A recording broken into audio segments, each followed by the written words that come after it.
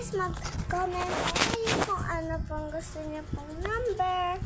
So, ito po pala ang meron tayong number, guys. Gusto ko lang po siyang gawin ulit.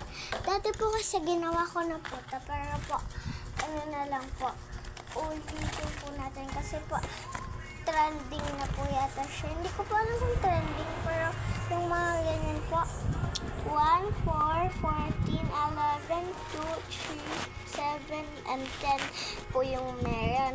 And ito po, soon. Ito naman po, sooner. Ito naman po, soonest.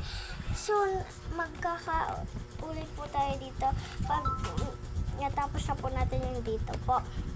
Bye-bye po. Comment lang po dyan sa baba. Comment lang po kayo dyan sa baba.